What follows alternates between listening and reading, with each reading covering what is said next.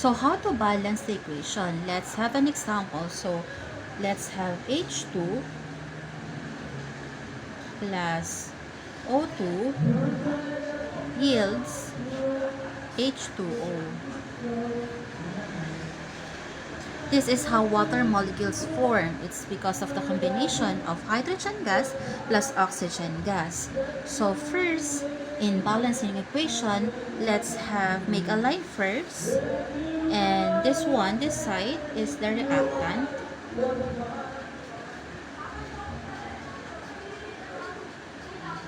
And this one is the product. Next, for the step 1 is you have to make a list of elements. In the reactant, we have the elements hydrogen and oxygen. And for the product, we have another hydrogen and then oxygen. For the step 2 is you have to count the number of atoms in each element.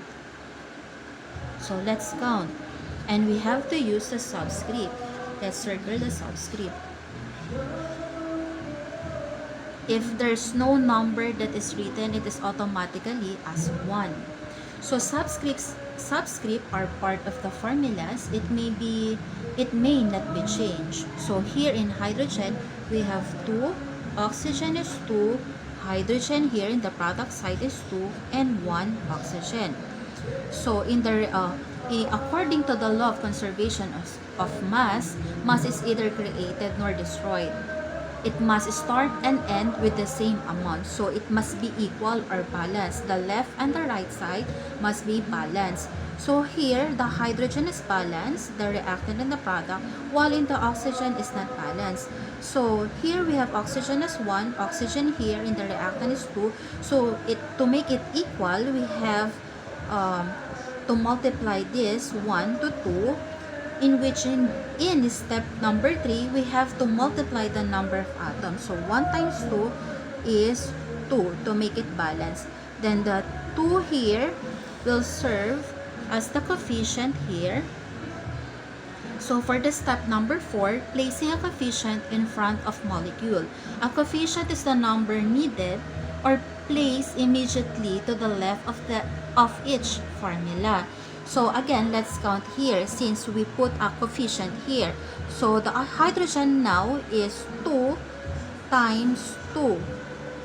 2 the subscript times 2 the coefficient. So it is equal to 4. And for the oxygen, it is 1 subscript times 2 is equal to 2. Here, let's compare to the reactant. So here, oxygen now is balanced, check. But here, the hydrogen is not balanced. So step number 5 is you have to check the equation if already balanced and adjust the coefficient to obtain the same number of atoms of each or of the elements on both sides. So here, to make this one 4, we have to multiply this one with 4. And this one will serve as the coefficient, and we will put the coefficient here. So let's check. So therefore, we have the hydrogen in this side as 2 times 2, which is 4.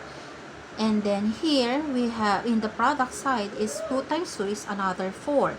Here in oxygen, we have 2.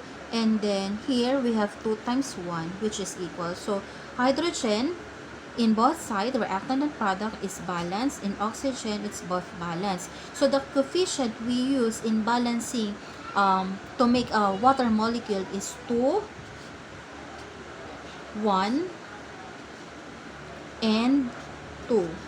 So we have 2 molecules of hydrogen gas plus 1 molecule of oxygen gas that yields 2 molecule of water. So we got 2, 1, 2. And for the next step is you have to represent this with a seesaw and a buoy. So let's draw a seesaw. And then here we have 4 molecules of hydrogen.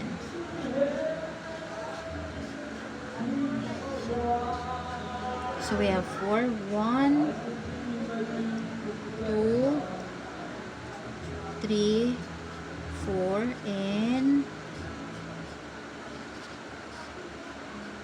2 molecule of oxygen, while in the other side we have 1, 2, 3, 4, another hydrogen, and 2 oxygen. So 4 hydrogen in both sides and 2 oxygen in both sides. Thank you.